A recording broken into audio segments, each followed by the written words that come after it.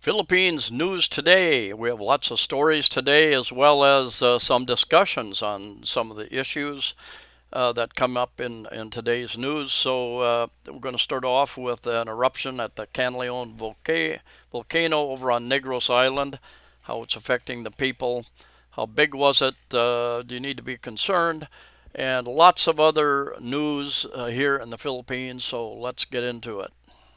All right, jumping over to Phil Starr online. This is the first story of many today.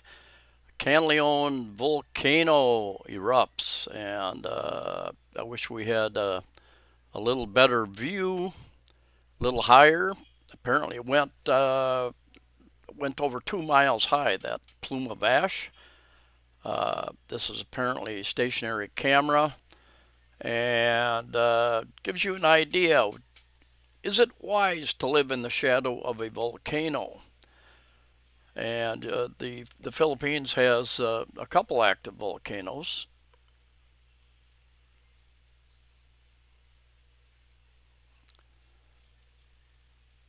With this being one, Taal Volcano, and they've got one over on Luzon, at least one that is active over on the east side of, southeast side of Luzon as well. Many of you have heard of Pinatubo. It's considered dormant at the present time. I think they did have some earthquakes up there here in the last year. Kanlaon Volcano in Negros erupted early Tuesday morning, April 8th, producing a massive ash plume and pyroclastic flows. The explosive eruption began at 5:51 a.m. That's a wake-up call if you're in the area. We'll maintain alert level 3. The eruption generated towering plume of ash and volcanic gases that reached an estimated height of 4,000 meters. A meter is a little bit longer than a yard, so multiply times 3 gives you 12,000 feet. If you want to 3 feet to a yard, of course, it would be maybe 13,000 feet, something like that. And the winds carrying the plume southwest, according to Phil Volks. So yeah, over 2 miles high.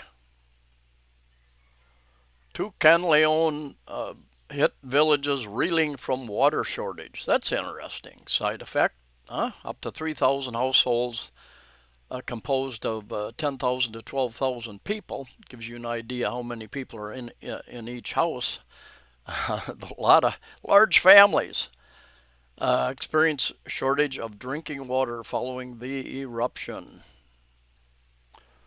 And several other villages experience low water pressure. Interesting how that affects the ground level.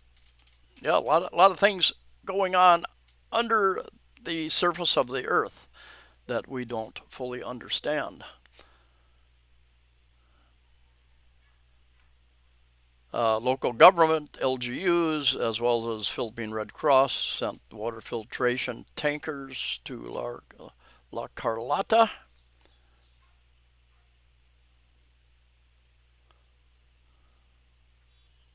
Another article, air quality in Cebu. This was April 9th, so a couple of days ago. Air quality in Cebu and Negros still safe amid Kanlaon eruption. Gives you a little better idea, and I think it went higher than this. This is just the picture at the time.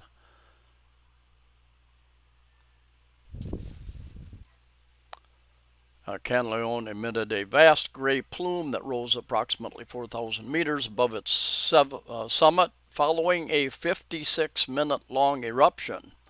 About an hour. It went off for about an hour. Fortunately, not longer than that. Moderately explosive was called. It could have been much greater than that, of course.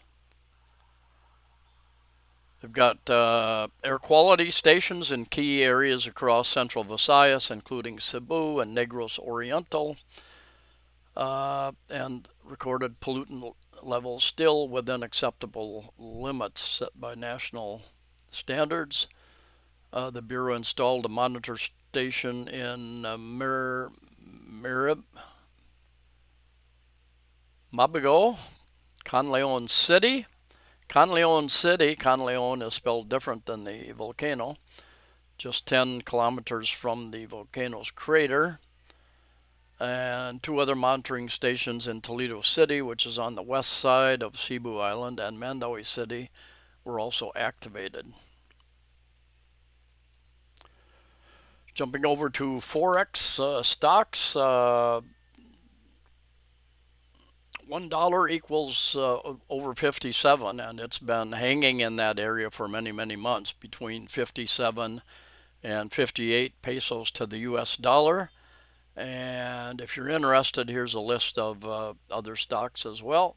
But anyway, when I came in 2015, 48.5, so it's almost 10 pesos more per dollar. That adds up, as a matter of fact, to about $100 more per month. $1,100, $1,200 a year. The bad part of that is, it's good and bad story, is because of inflation, because of the imported goods cost more, because of the customs and because of the lower value of the peso, Philippine peso, is that inflation, your imported items that I buy, the food and such, cost me more. They've gone up substantially. Olive oil almost doubled in the last year or so. So instead of, what was it before, about 1,200 per 2 liters, where I buy it, Kirkland brand, extra virgin olive oil, it's almost 2,000, almost would be 40 or maybe $38 per 2 liter. Lasts a few months, so anyway, it's healthy, so I buy it. Airports on alert for Holy Week, and if you don't know, the Christian time of Easter is fast approaching us next week, and there are the government offices, banks will be closed for at least one day, if not more days, so be aware of that. Next Friday, the 18th, April 18th, is Good Friday, and Easter Sunday, of course, 20th, and Easter Monday.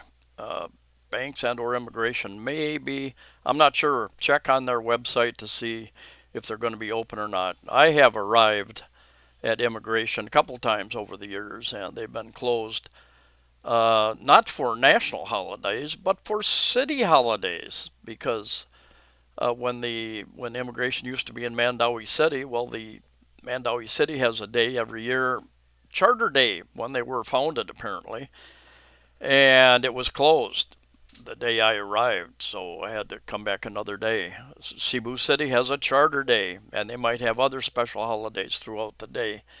Philippines has almost more holidays than any other country in the world. Not sure exactly, but Philippines has a lot of holidays.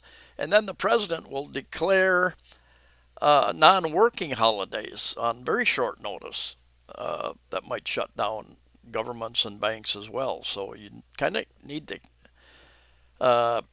keep an eye open for those announcements and or ask the locals. Anyway, the Philippines, this is news to many of you, all 44 airports. They've got 44 airports operating in the country and are on heightened alert for observance of Holy Week. And they're, if you're planning on traveling, the third week, I guess, yeah, the third week of April as well. The 14th through the 21st, basically, you're going to have a lot of people, a lot of Filipinos traveling back to their province, so keep that in mind. They anticipate 20% increase in passenger traffic during the Lenten season, and that will be a lot of ferry traffic, a lot of bus traffic, as well as airplane traffic. So be aware of that, plan accordingly. Here they see 2.5 million travelers, over 2.5 million passengers are expected to flock to the flocked to the Paranaque Integrated Terminal Exchange during Holy Week. This is just one in the metropolitan Manila area. Increase of about 700,000 compared to the previous year. Wow, that's a lot of people. Next story, 42 undocumented foreigners nabbed in Quezon Resort. 42 alleged undocumented foreigners were arrested during a raid on a private resort in Quezon on Wednesday morning. The foreigners, mostly Chinese, were brought to the headquarters for documentation. Reports said the Chinese leased the resort as their temporary shelter while working at a nearby windmill construction project. The question I have, the Philippines has a law, as does Australia and many other countries around the world. If a citizen of the country is able to do the job, you're not allowed to come in and take that job from the Filipino or the Australian or whatever. Back in 1973, with my college degree, I had the paperwork to go teach in Australia. That was one of the areas that you could apply for as a foreigner. But normally, other jobs, if an Australian can do the job, a foreigner is not allowed to come into the country to do that job. The Bureau of Immigration, said it would determine if the foreigners are connected to Philippine offshore gaming operators, POGOs, and at the end of President Marcos Jr. declared, I think in June of last year, 2024, all POGOs, there are tens of thousands, perhaps hundreds of thousands of people working in the industry, mostly Chinese, but also tens of thousands of people from other countries, including the Philippines, and they had to shut down and leave the country. And some of them are off. Some of them have left the country. There are many that just went underground and are operating illegally in the country. And almost each week or a couple of weeks, you read an article like this where they have the locals have, the Filipinos have alerted authorities, and authorities have started checking on them to see what's going on, because POGOs were involved in a lot of illegal activities. Not just gaming, but online crypto scams, sextortion scams, love scams, kidnapping, drugs, prostitution, all sorts of different things. Gavin made the statement after receiving reports that the 42 foreigners traveled to an island in Quezon. So yeah, this has happened. They've found them taking up big parts of subdivisions, but primarily condominiums. And I know over on Mactan Island, years ago, I dated a girl just for a couple of weeks, and she worked at one of those Chinese POGOs. Out of 4 high-rise condominium towers, the POGO rented the whole tower for their employees to work and to live there. And she finally quit. She felt she was discriminated against, even though she spoke pretty good Mandarin. And the POGOs, there are number of reasons that there's such a multi-year oversupply of condos in different parts of metropolitan Manila. And the question is the same thing happening in other cities like Cebu City? And I would say to some degree it definitely has an effect, but the work from home has that effect. A lot of companies find it's much more economical to continue to have people work from home. Tens of thousands, if not hundreds of thousands, of the POGOs that were shut down, but they're changing where they're living. They're moving out of condos, maybe like going to a small island like this and renting a resort. And of course, the owner of the resort loves that guaranteed income every month, so they're probably not going to turn anybody in. And here's a story that many of you have been following. A Russian vlogger won't be deported, but he will be tried, and if found guilty, he will spend some time in a Philippine jail. So will not be deported and will remain in custody of the BI until all criminal charges filed against him are resolved. 5 cases will be filed against him, and yeah, he was doing strange things. 2 cases of theft and complaint for attempted theft. I saw a couple of videos where he, yeah, 4 security guards and a restaurant owner filed complaints against the vlogger. I saw a couple of videos where he would grab the hat off a security guard and take off with it. One guy told me he was seen trying to steal the guy's scooter, and yeah, just doing really stupid things, thinking he could get away from it with it as a vlogger, I guess, to get views. Next story comes from Sunstar. Where are the mushrooms? You know, I saw that headline a number of times, and I didn't have time to read the article. And I finally, my curiosity got to me a few days later, and I went back and found it. What's that all about? April 2nd. Anyway, Cebu City Council is seeking an explanation from the Department of Welfare and Urban Poor, DWP, regarding 20 million peso mushroom growing initiative that a councilor described as ineffective and a misuse of public funds. Sound like something that would be going on in the USA. Government grants for all sorts of trying to get animals to to all sorts of become transgender or something like that. Nothing was seen growing, Archibald told the council, adding that the project was useless and a waste of money. Implemented the initiative in late 2024, training 113 beneficiaries and providing them with 4,000 pesos in seed capital each. Well, what happened to that 4,000? Where did we spend that? Where did they spend that 4,000?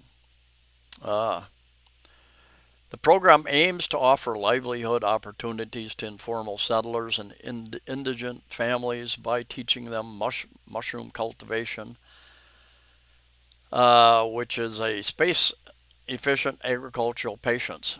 And I will tell you, I've tried. I bought a number of different mushroom boxes with mushrooms and the the growing medium inside, and I've had very little luck with it here.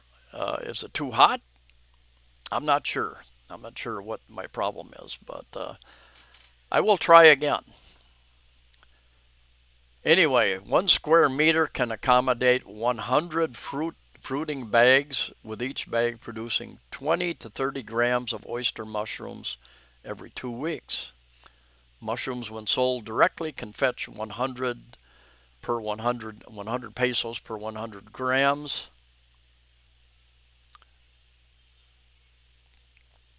Despite this, Tropsy admitted that the program has had mixed results, with some beneficiaries succeeding while others failed. She was unable to provide a specific success rate when asked. It only needs a small, cool space, he said. Well, that's the problem. Try to find a cool space in the Philippines without going to the mountains. Archibald, a mushroom grower himself, said he is concerned over the program's implementation, no doubt, saying that spawn production requires time and close monitoring. Yeah, close monitoring, that's key, as is time. He criticized them for launching a full-scale rollout without sufficient testing. We need to monitor these, because if we were going to give mushroom spawn to to the table and we don't know what is happening in our test, that's a waste of money. Absolutely. Like any program, you need training and additional training and very close monitoring for anything like this to proceed and be successful. I thought a long time about whether I should include this article in this story. I don't want to ruffle any feathers, but I can see both sides of arguments, and I'm going to have a little bit of a discussion about a couple different things uh, as we get into this article, including at the malls. I don't know why it is. You know, the Philippines the Philippines gets about 9 million foreign tourists a year, I think, versus Thailand 40 million. And the Philippines could tap into this. They need to do a number of things. The infrastructure around the islands, around the country, and they are. They're working hard at a lot of that type of thing. The simple things like the CRs, the toilets, they call them comfort rooms here. It's gotten better over the years, I will say that. The Ayalas, the Gaisanos, the SM malls, and others. The restrooms are not up to what I would say international tourist standards in many cases, and even the couple of the newer malls, you go in and it's happened to me where one or two of the urinals have signs out of order, and or there's three sinks at the counter, but one or two of the sinks have covers out of order. Um, if there's a electric hand dryer there, it may or may not work.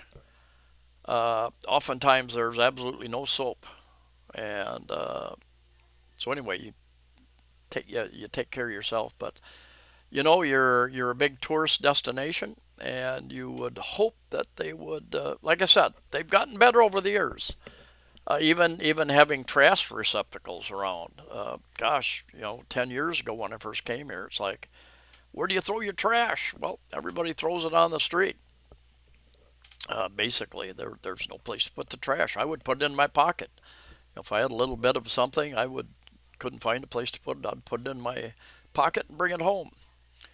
Anyway, Governor Gwendolyn Garcia, I like her, criticized Senator Rafi Tulfo. Some of you know who he is. He does quite a number of, usually they're in Filipino, but occasionally he kind of acts as an arbitrator of sorts. He will bring if a foreigner and or a Filipino have a disagreement going on, he will bring them on, and it will go on YouTube, different sites, and he will have each one present their cases and argue back and forth, similar to some of the talk shows we used to see in the U.S. I don't know if any of those are still going on. Anyway, he is a well-known senator, and Garcia, the governor of Cebu province, island, which does not, my understanding, does not include Cebu City. Cebu City is a separate legal entity, is my understanding. Let me know if I'm wrong about that. But like during the pandemic, she understood how bad the lockdowns were and how much damage they were doing to the economy and to people's livelihoods and their health. That she was against these lockdowns, whereas the mayors of Cebu City in particular, Mandaue City, I think even perhaps Lapu-Lapu City over in Mactan Island, were pro-lockdown, but she was pretty much against that. Anyway, the senator came down to do an inspection. Among other things, I suppose, he questioned a 10 peso, about 20 US cents, restroom fee at Cebu North Bus Terminal in Mabolo, Cebu City. It is right next to SM Mall in Cebu City. They used to be a little further north in Mandawi City, but the lease for that property was lost during the government lockdowns, I guess.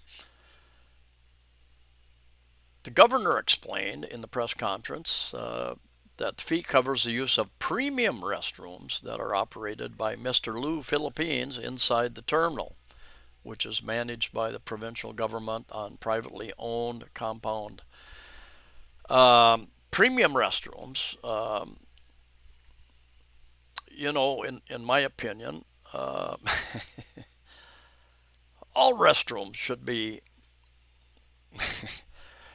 of a higher quality anyway than what you've. I've been into these many different CRs, restrooms, toilets around the country, and yeah, in my opinion, they should step it up, clean it up a bit.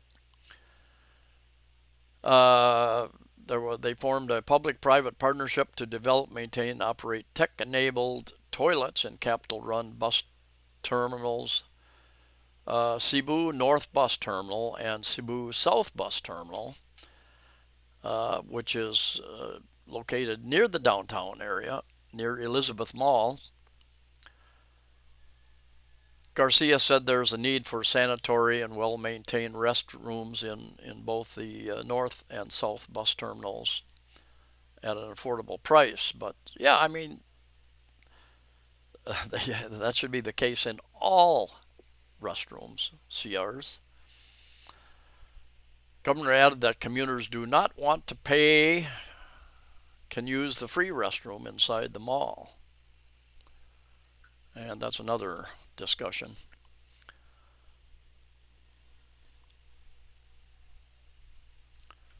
Capital consultant Rory John Sepulveda, a lawyer, clarified that Section 5 Republic Act 11311 prohibits fees for using sanitary facilities inside bus terminals. However, he added that this law doesn't apply to separate, well-appointed or deluxe facilities operated solely for commercial purposes and for passengers who prefer such facilities. Sepulveda explained the law explicitly prohibits collecting fees only for regular restrooms, which does not apply to MLP sanitary facilities. Yeah, and I'm not aware. I haven't been around that North Bus Terminal since they put in these premium toilets. Before the installation of premium sanitary facilities, passengers had used portable toilets. Yeah, because I don't remember seeing any toilets in the area. You had to go back over to the mall pretty much, I think. Operates within SM City, yeah, the mall's Cebu's open parking space under a usu franc agreement with SM Prime Holdings. The next story, water tanks to be distributed to mountain villages. I've brought this up in many of my previous videos, is that when you're choosing a place to live, number one, what's the number one thing you need to live and live safely? Water. You need access to reliable and safe water. Anyway, let's get into the story. In 2015, when I came here, the Philippines was in the middle of a drought. 4 years later, 2019, they had a big drought. 4 years later, 2023, there was probably the worst drought that I've experienced. Is that a cycle every 4 years? You got La Nina, La Nino, and other factors. The sun's has several cycles. The Earth has different types of cycles. But anyway, there were in 2019 and 2023 especially, there were areas that even in Cebu City, the shallow wells that many rely on ran out of water. And they relied on water trucks to come into different areas Taxi drivers and others told me they would get up at 2 or 3 in the morning and go down and get in line with their containers, hoping that water truck would come by. Sometimes it would come, sometimes it wouldn't. And I always had water, but even in 2023, the condo I live in now, they lost their source of water, and they had to order it from 2 other sources that would bring water tanks in and pump it up. We have a tank on the roof, 33 floors up, and pump it up there, and our price for water went up because of that. Anyway, the Cebu city government will deploy 200 water tanks to mountain communities starting April 9th as part of its emergency measures to combat an expected dry spell, which here in April, we're just going into our dry spell basically.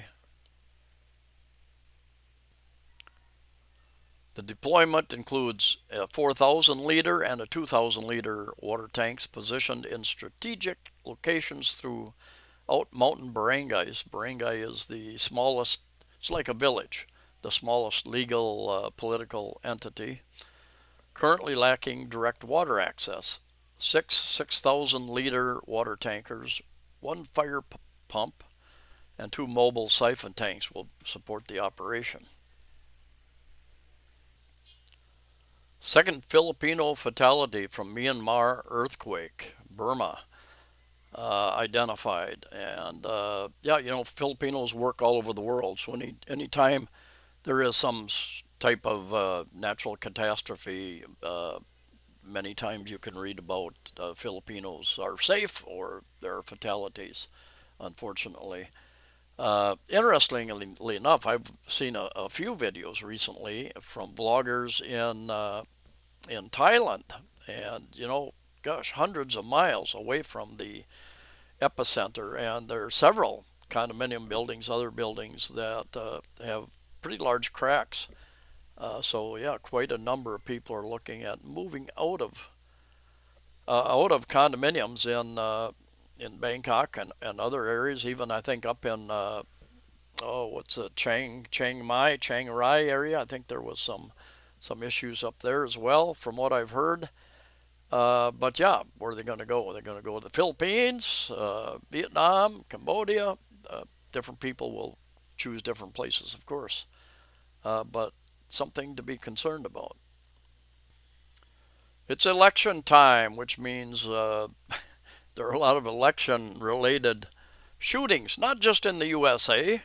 It happens here in the Philippines as well. A number of years ago, I remember reading an article that said only 32, I think, if I remember right, many years ago, only 32 election-related killings this year. So that's a good sign. Things are getting better. Anyway, there have been several people shot in this election season. Elections coming up in I think the middle of May, second week of May maybe. Kerwin Espinoza shot while campaigning in Leyte. And I think he's a self-confessed drug dealer, something like that as well. Yeah, self-confessed drug lord Kerwin Espinoza, who is running for mayor of El Buera town in Leyte, was shot while campaigning. A child and Espinoza's sister, who is running for vice mayor of Albuera, were also hit, said police.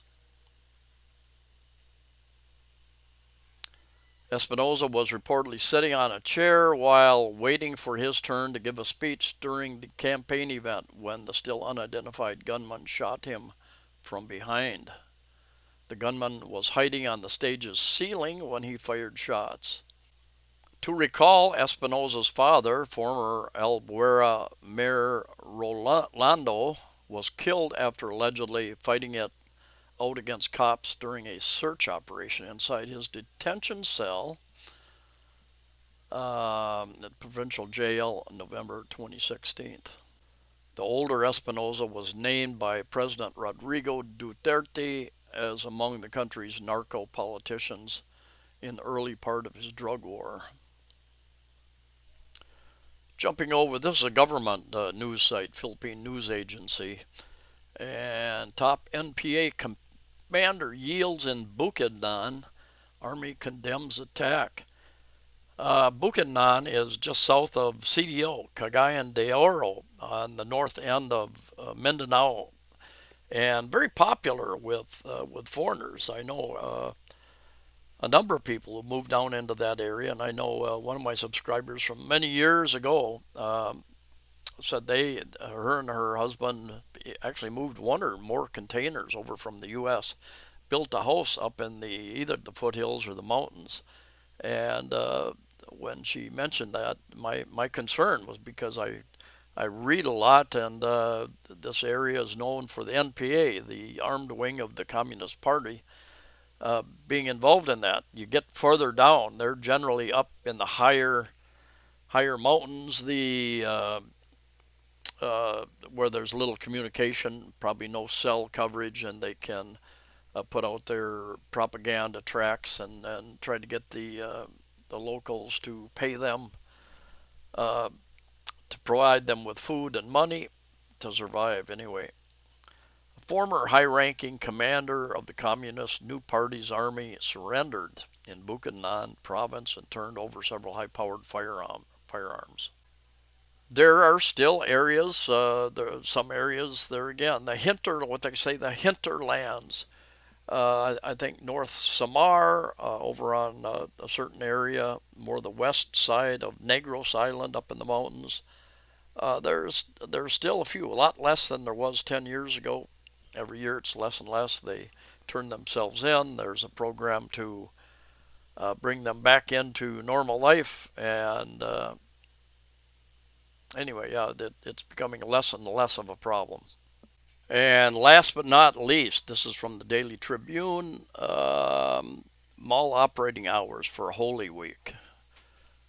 So local mall, and every mall branch, every city is going to be a little bit different. But anyway, this gives you a little bit of an idea.